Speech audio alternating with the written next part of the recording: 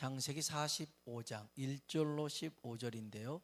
좀 긴 본문이지만 그래도 그렇게 어렵지 않는 본문이니까요. 읽으면서도 좀 알 수 있을 것 같아요.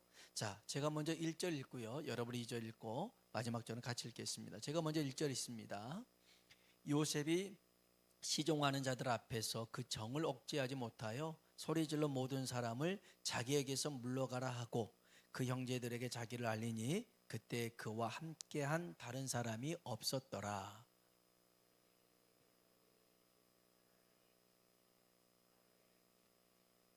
요셉이 그 형들에게 이르되 나는 요셉이라. 네 아버지께서 아직 살아계시니까 형들이 그 앞에서 놀라서 대답하지 못하더라.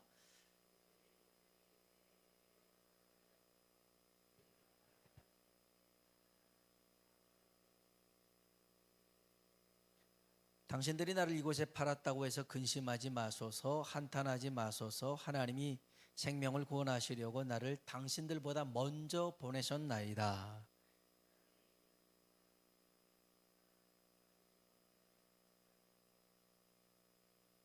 하나님이 큰 구원으로 당신들의 생명을 보존하고 당신들의 후손을 세상에 두시려고 나를 당신들보다 먼저 보내셨나니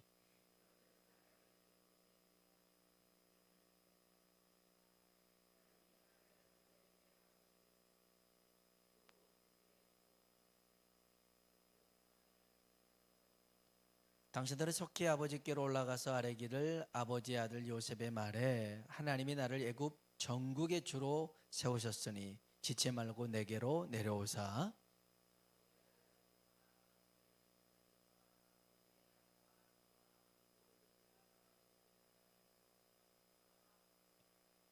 흉년이 아직 5해가 있으니 내가 거기서 아버지를 봉양하리이다. 아버지와 아버지의 가족과 아버지께 속한 모든 사람에게 부족함이 없도록 하겠나이다 하더라고 전하소서.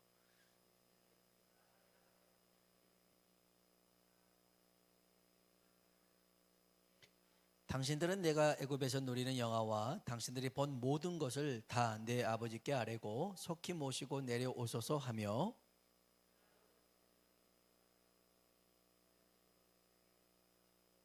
같이요. 요셉이 또 형들과 입맞추며 안고 우니 형들이 그제서야 요셉과 말하니라. 아멘. 아멘. 서로 한번 인사할까요? 하나님의 은혜가 당신에게 임하기를 원합니다. 당신에게 임하기를 원합니다. 한 번 더 하나님이 당신에게 복 주시기를 원합니다. 하나님이 당신에게 복 주시기를 원합니다. 피할 수 없는 하나님이라는 책이 있어요. 그 책을 쓴 사람은 데이비드 소퍼라는 사람인데요. 이분은 목회자이기도 하지만 범죄 심리학자였어요.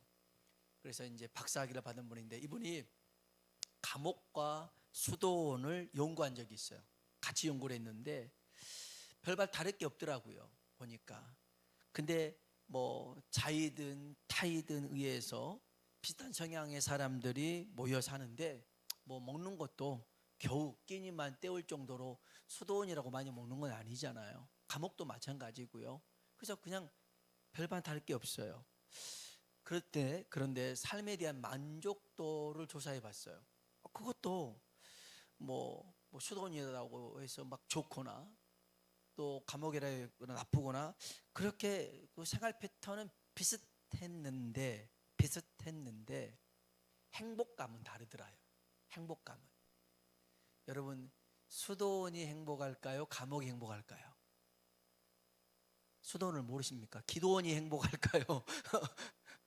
금식 기도원이 행복할까요? 아니면 감옥이 행복할까요? 역시 여러분 감옥을 안 가봐서 모르군요. 보통 사람들은 수도원은 행복하고 감옥은 불행할 거라고 생각하는데요. 어떤 죄수들은 수도사들보다 행복하고 어떤 수도사들은 죄수보다 불행하더라는 거예요. 분명 생각했을 때는 수도원이 그나마 자기가 원해서 갔기 때문에 행복할 거 아닙니까? 감옥 원해서 간 사람 어디 있어요? 그런데 감옥에 있는 사람보다 스스로가 불행하다 느끼는 사람이 있더래요. 감옥에 있었지만 수도사보다 행복한 사람이 있더래요. 왜 그러지? 하고 봤더니 답은 감사더래요. 감사. 감사 외에는 다른 게 없더래요. 교도소에서도 감사하는 죄수는 수도원처럼 지낼 수 있고, 수도원에서도 감사하지 못하면 교도소처럼, 감옥처럼 보내더라는 것입니다. 여러분, 그래서요, 우리의 상황을 바꾸는 것이 뭐겠어요? 감사인 줄로 믿습니다. 오늘 내게 허락하신 이 삶을 안 좋은 것만 자꾸 보지 말고, 저 사람은 왜 나한테 아무런 반응하지 않지? 저도 막 그러더라고요. 어떤 분한테, 목사님한테 연락을 했는데 속된 말로 씹어요.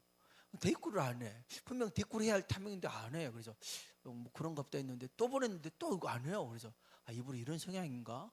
이제 그렇게 생각하고 있는데, 그래서 자꾸만 제가 그 생각 속에 빠져들면서 왜 이러지? 왜 그럴까? 이렇게 하면 자꾸 불행해질 건 누구예요? 내가 불행해지더라고요. 그래서 내가 거기 매일 필요가 없어요. 나는 오로지 하나님으로 인하여 감사하고 기뻐하고 즐거워하면 이게 영향받지 않아요.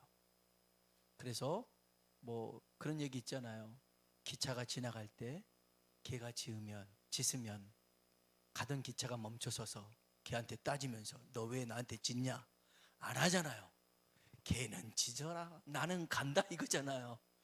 그래서 여러분, 우리가 정말 하나님께 초점을 맞추고 이렇게 우리가 살아간다면 우리의 삶은 감사가 넘치게 될 줄로 믿습니다. 한번 따라합시다. 감사로 받으면 버릴 것이 없다. 아멘. 디모데전서 4장 4절에 있는 말씀인데요, 물론 하나님이 지으신 모든 것의 선하심에, 어떤 거는 뭐 하나님이 지으셨는데 그런 음식에 관한 말씀이지만 이 말씀은 음식에 관한 말씀만이 아닌 것 같아요. 감사로 받으면 버릴 게 없어요. 이 시간도 내가 해야 될 것은 감사로 받아야 되고, 이 일도 내가 짜증낼 게 아니라 감사로 받으면 거기에서도 배울 게 있고 이익이 있더라는 거예요. 여러분, 그래서요, 사람 때문에 너무 괴로워하지 말고 감사로 받으면 뭐 할 게 없다? 버릴 게 없어요.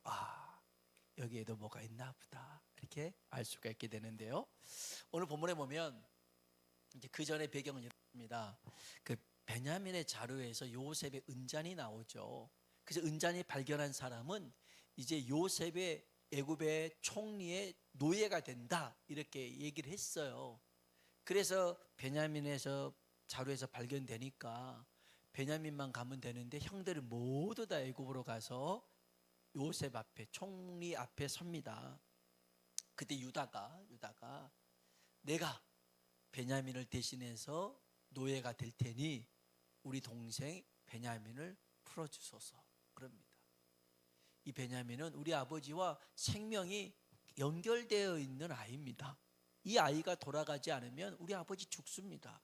제가 이 베냐민 데리고 올 때 스스로 담보가 됐습니다. 내가 베냐민을 데려가지 않으면 내가 그 모든 책임을 뒤집어 쓰겠습니다 했으니 우리 동생 베냐민은 보내주고 나를 노예로 삼으소서, 그럽니다. 이 말에 요셉이 감동을 받아요. 베냐민을 생각하는 그 형들의 마음, 늙은 아버지를 생각하는 그 아들들의 마음에 감동을 받아가지고 갑자기 큰 소리로 엉엉 울기 시작합니다. 울면서 니들 다른 애굽 사람 다 나가, 이 얘네들 빼고 다 나가, 그러놓고 한참 울다가 형, 나 요셉이야, 이렇게 하는 내용이 오늘 본문에 있는 내용입니다. 본문에 요셉이 자기를 커밍아웃 합니다. 나는 요셉이에요 라고 얘기하죠. 3절에 있는 말씀입니다. 같이 한번 읽어봅시다. 요셉이 그 형들에게 이르되 나는 요셉이라. 내 아버지께서 아직 살아계시니까 형들이 그 앞에서 놀라서 대답하지 못하더라. 아멘, 아멘. 깜짝 놀랄 일이죠. 애굽의 총리가 갑자기 요셉 동생이라고 하니 얼마나 깜짝 놀랍니까? 자, 여기서 요셉이 커밍아웃 한 이유가 있습니다. 이제까지 숨겼던 자신의 정체를 왜 나는 요셉이라고 밝히고 있을까? 그 첫 번째는요, 요셉은 분명하게 얘기합니다. 나는 당신들의 동생 요셉입니다. 이렇게 얘기를 해요. 형들의 동생이라고 밝힙니다. 여기 한번 4절 봅시다. 4절 읽어볼까요? 요셉이 형들에게 이르되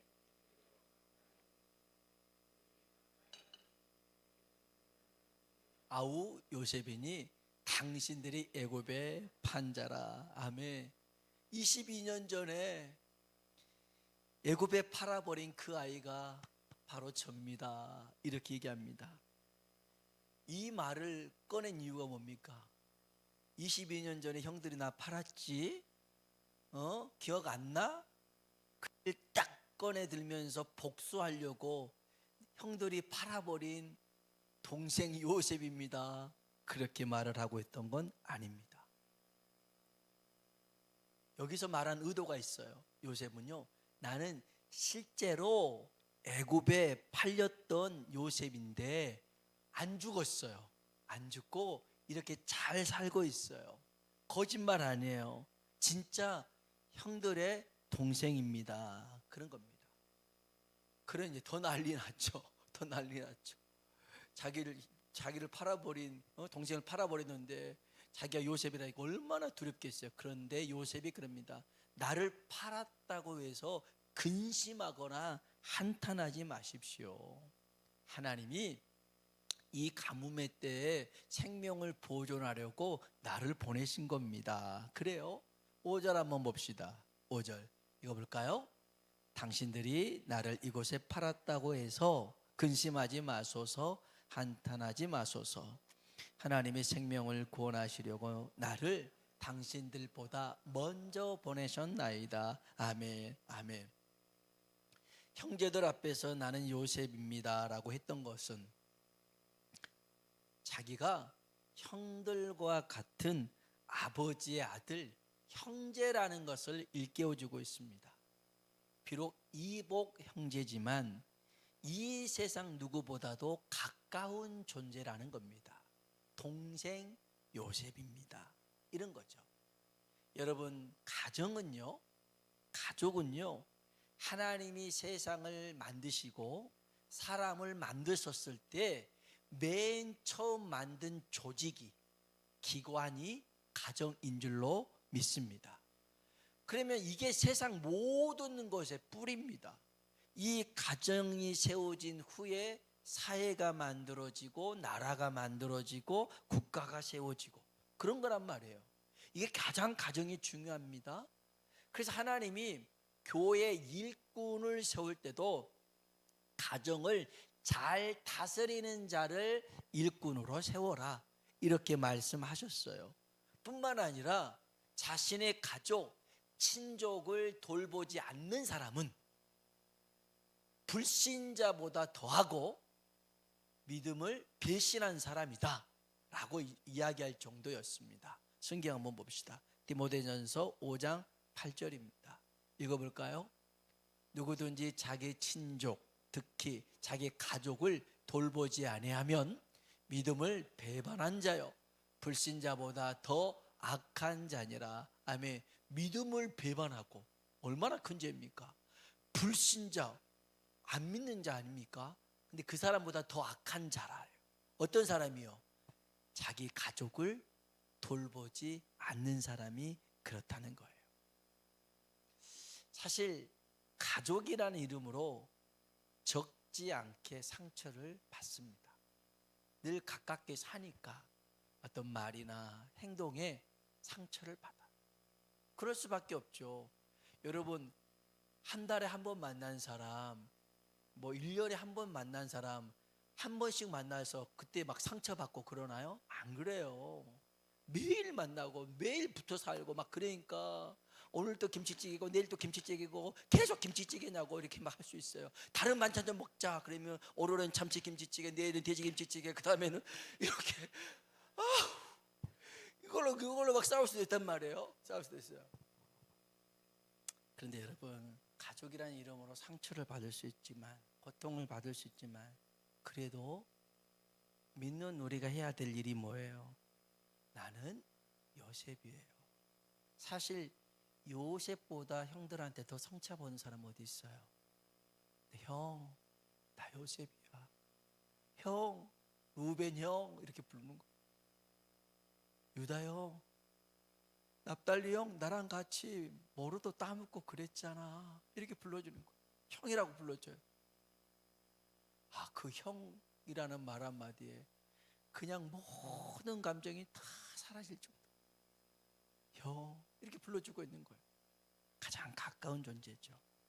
여러분, 오늘 저와 여러분이 정말 그 어떠한 조직이나 기관이나 특별히 가정 속에서 그렇게 나는 요셉이라고 비록 상처 입고 힘들지 모르겠지만 그것을 끌어안을 수 있는, 품을 수 있는 믿음의 사람 되길 주의 이름으로 축원합니다. 하나님이 가족을 품지 못하고 세상을 품으라고 어떻게 말씀하셨겠어요? 그래서 내게 주신 사람 여러분 품을 수 있고 또 그 사람들을 주님 앞으로 인도할 수 있는 큰 믿음의 사람 되길 주의 이름으로 축원합니다. 두 번째는요, 나는 요셉이다. 그 뜻은 나는 애굽의 총리다, 그런 뜻입니다. 여러분, 애굽의 총리는 명실상부 애굽의 서열2입니다. 서열2, 바로 바로 왕 다음이 총리거든요.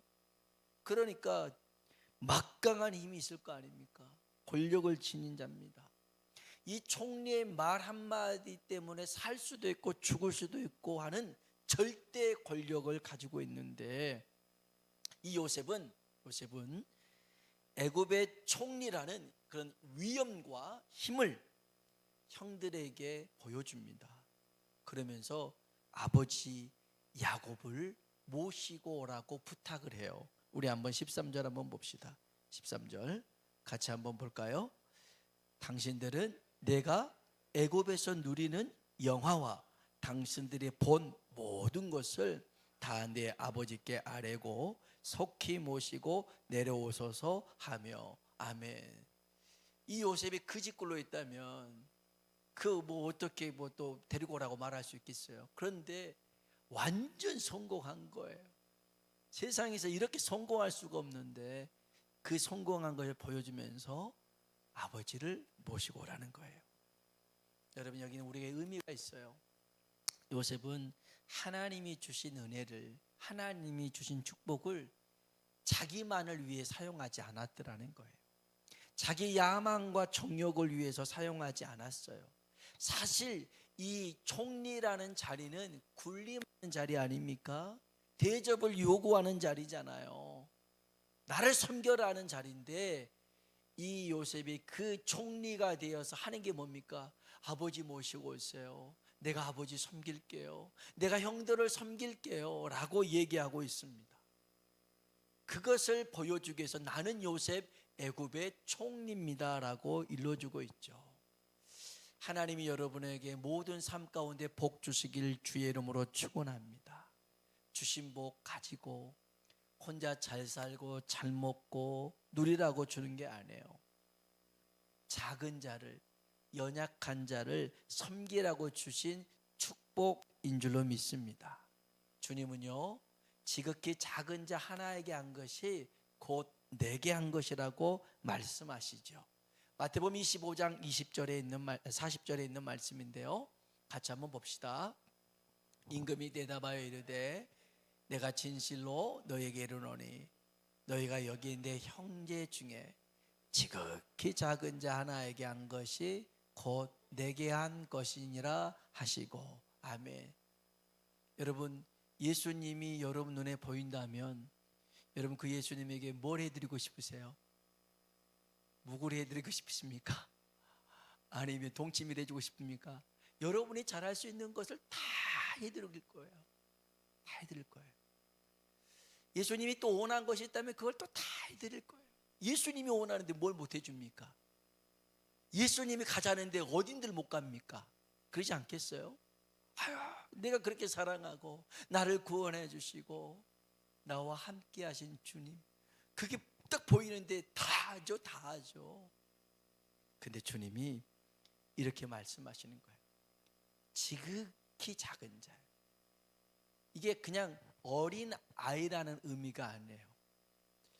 세상에서 이렇게 버림받고 세상 사람들이 꺼려하고 이런 존재들을 의미하고 있는 거예요. 그런 사람들에게 베푼 손길을 주님은 잊어버리지 않겠다는 말씀이에요. 지극히 작은 자 하나에게 한 것이 내게 한 것이다. 나는 작은 자 하나에게 한 그 손길을 기억해서 갚을 것이다. 그런 말씀이고요. 또 하나는 그렇게 지극히 작은 자 하나를 대할 때 나에게 한 것처럼 대해봐라는 겁니다. 여러분, 죽게 하듯 해보세요. 안 변할 사람이 없어요. 집에 가서 한번 해보세요. 남편을 주님께 대하듯 해보세요. 아내를 주께 대하듯 해보세요. 자녀를 주께 대하듯 해보세요. 부모를 대해보세요. 그곳이 천국이 될 줄로 믿습니다. 천국이 됩니다. 주님 대하듯 하다 보면요, 달라집니다. 변화가 일어납니다. 그런데 자꾸 주님 노릇을 하고 있습니다. 야, 이거 해와 저거 해와 그럽니다. 안 변합니다. 그것이 많으면, 그런 사람이 많으면 그것은 지옥이 됩니다. 그래서 주님은 우리에게 주신 그 축복을 가지고 섬기라는 것입니다. 주님은 멀리 계시지 않아요. 우리의 도움이, 손길이 필요한 그곳이, 그 자리가, 그 사람이 바로 주님이 함께 하시는 곳인 줄로 믿습니다. 그래서요, 주님을 멀리서 찾지 마시고 가까이 계십니다. 한번 따라 합시다. 주님은 내가 생각하는 것보다 가까이 계신다. 그 자동차 백밀러에 보면 적혀 있거든요. 보면 사물이 뒤에 있는 것보다 가까이 있어요 라고 써놔 있어요. 그러니까 그냥 멀리 본다고 그냥 박지 말고 조심하라는 뜻인데, 우리 주님이 멀리 계시지 않아요. 생각보다 가까이 계셔요. 내게 주신 그 복을 가지고 이런 주님을 잘 섬길 수 있길 주의 이름으로 축복합니다. 마지막 나는 요셉이라고 말한 것은요, 첫 번째는 나는 당신들과 가까운 동생이에요. 나는 애굽의 총리예요. 그러면서 섬기겠다라는 거예요. 마지막 세 번째, 나는 하나님의 종 요셉입니다. 그런 뜻이에요. 이 말이 무슨 말입니까? 자기가 지금 여기에 있는 것은 내 뜻이 아니었어요. 내 계획이 아니었어요. 하나님의 뜻이었고 하나님의 섭리였어요. 이게 하나님의 은혜였어요 라고 얘기하고 있는 겁니다. 저 같았으면 이렇게 얘기하지 않아요. 형들, 내가 있잖아, 얼마나 고생했는지 아나? 내가 팔려가지고 저 보디발의 집에 갔는데 거기서 내가 조금 펴주려고 하니까 이상한 아줌마가 자꾸만 눈치 주더니 나를 그냥 없는 말 지어가지고 감옥 속에 쳐넣어가지고 얼마나 고생했다고 주저리 막 할 텐데, 요셉이 그런 얘기를 하잖아요. 자기 고생한 얘기, 얼마나 힘들었던 얘기, 어떤 일을 겪은 얘기 구구절절히 얘기하잖아요. 대신 이렇게 설명합니다. 7절로 8절 한번 볼까요? 읽어볼까요? 하나님이 큰 구원으로 당신들의 생명을 보존하고 당신들의 후손을 세상에 두시려고 나를 당신들보다 먼저 보내나니, 그런즉 나를 이리로 보낸 이는 당신들이 아니요 하나님이시라. 하나님이 나를 바로에게 아버지로 삼으시고 그 온 집의 주로 삼으시며 애굽 온 땅의 통치자로 삼으셨나이다. 아멘. 누가 그렇게 하셨대요? 하나님이 하셨대요. 하나님이 하셨대요. 나는 그저 하나님의 종일 뿐인데, 도구일 뿐인데 이렇게 하나님이 다 하신 거예요. 그러면서 모든 영광을 누구한테 돌립니까? 하나님께 돌립니다. 여러분, 도구는요 자기가 영광 받지 않아요. 자기 영광 받지 않아요. 쓰임 받는 것 자체가 복인 줄로 믿습니다. 쓰임 받는 것 자체가 복이에요. 손흥민 선수가 공을 잘 차는 것이지 손흥민 선수가 신고 있는 축구화가 공을 잘 차는 건 아니잖아요. 아니잖아요. 그냥 손흥민 선수에게 그냥 신겨져서 뛰는 것 자체가 영광 아니겠어요? 우리가 그런 겁니다. 여러분, 우리가 정말 하나님께 쓰임 받고 있다라는 사실에 감사하면서 하나님 앞에 영광 돌리는 우리가 되길 주의 이름으로 축복합니다. 그래서 여러분, 세상 속에서, 가정 속에서, 교회 가운데 오늘 저도 여러분도 나는 요셉이라고 그렇게 커밍아웃 할 수 있고 그렇게 고백할 수 있는 우리들이 되길 주의 이름으로 축원합니다. 같이 한번 찬양 한번 불러볼까요?